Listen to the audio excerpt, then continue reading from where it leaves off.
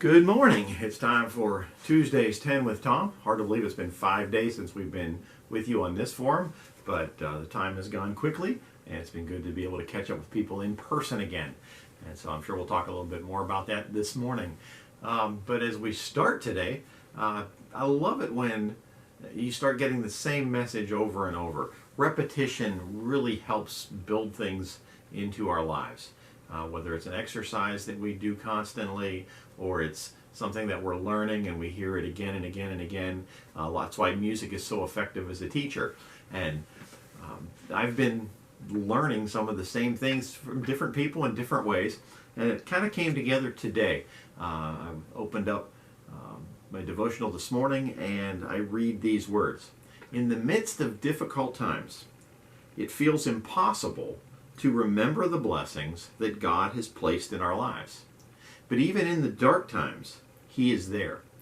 We can experience deep joy when we take notice of the abundant blessings in our lives and praise and thank the Lord for such bountiful grace, even in the midst of our difficulties. While going through those tough times, remember the provisions that God has given you. So learning to find things in tough times kind of echoes what we heard Sunday night at youth group, Sunday morning in Bible study. Pastor Clint shared with us on Sunday night on the importance of making choices and how we make choices. So, and we talked about what influences our choices. And one of the things that he talked about was how we look at the circumstances around us. Trials, if you will, the difficulties. And he talked about a thing called the pain-pleasure principle, and how we can look at the same thing and we can either react to it as a bad thing, something that causes us pain, or we can look at it as a good thing, something that gives us pleasure. And he used a great example about our bedtimes. You know, that when we're all excited and we got to go to bed at 8 o'clock at night, we don't want to do that. That's pain. We want to be out doing stuff and enjoying life. But if we've had a really long day and we've been working for 14, 16 hours and we're exhausted, and you say, hey, it's time to get some sleep. You're like, yes, finally. And so sleep is the neutral thing. The timing is a little different, but we can either experience that with pain or with pleasure. And it all depends on how we choose to look at it. And that kind of goes with one of the things we were talking about in Sunday school Sunday morning. And as we've been working through the fruits of the Spirit, we talked on Sunday morning about what we were going to do with joy, and how joy isn't just about being happy all the time, but joy is a choice that we take the things that are put in our lives and we react to them in a positive way. That God's going to do something with these. And I'm thankful for the things that He's put in my life, even when they're tough. And I'm going to look for the good that's going to come out of that. And so choosing to live with joy every day, choosing to experience the pleasure of the circumstances we're in rather than the pain, and seeing what God does in those times. So I just loved how all of that came together. And as Pastor Clint was talking to us Sunday night, I was reliving a time in my life that was filled with pain, but yet it brought some extreme pleasure in my life. When I was a sophomore in college, I had a routine where in the evenings I would study for a while and then I would go to the gym. And I would run for a little bit and then we'd play basketball. If nobody was around, I'd kick a football around. But we would play basketball usually until about 11 o'clock at night. And then we would go grab a snack. And then after we were done eating, then we'd all head back to our dorm rooms and I'd get some more studying done before I went to bed. And so I got into this routine, and the only time that routine was really broken was when we were traveling with the basketball team, and so we were on road trips and didn't get back in time, or we had a home game, and so there was a lot of work that had to be done after a game. But basketball season had just ended, so now I had time, and I was in the gym every night, and we were constantly playing.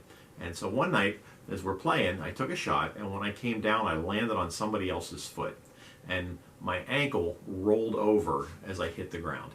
And I screamed. It hurt so bad. The pain just shot through my ankle, up my leg, and as I'm laying there on the floor, and you've probably experienced pain like this sometime too in your life, I'm just laying on the floor and I'm pounding on the floor with my fist. It hurt so bad.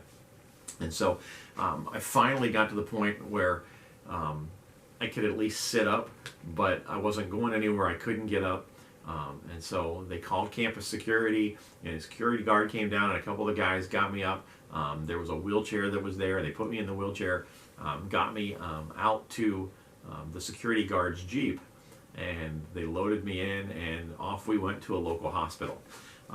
Now, when I hurt my ankle, I had high top leather basketball shoes, and they were tied really, really tight, hopefully to protect my ankle, but in this case, obviously it didn't work. But when I got to the hospital, the doctor, when he went to take off my shoe, didn't bother to try and unlace it. He just started to pull my shoe, trying to get it off my foot. And of course, my foot is swelling because of all the damage that's being done, and the pain was excruciating. And every time he would touch it, I would jump and I would wince, and I don't know if I said anything or not, but I know it was so much pain. He kept looking at me like, "What's wrong with you? Why are you such a wimp?" And I'm like, "Can you let me take my shoe off?" And he said, "I'm taking your shoe off." And I said, "But you got to untie it."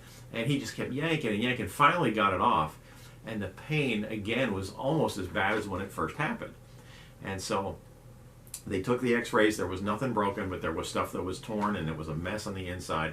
And so it pretty much ended my semester as far as being able to do anything else, because I was on crutches then for the remainder of the semester and then into the first part of my summer vacation, which meant my routine was going to have to change. There were no more trips to the gym to run, to kick a football, to play basketball, nothing. So I had to come up with a new habit for the last few weeks of the school year.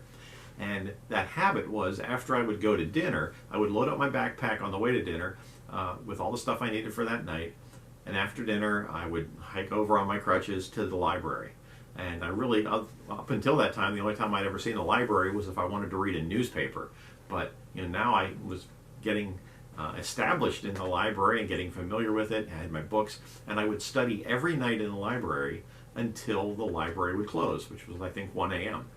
And so I spent so much time in the library. And when finals week came around, I aced everything. And when the semester grades came out, for the first time in my life, I had straight A's.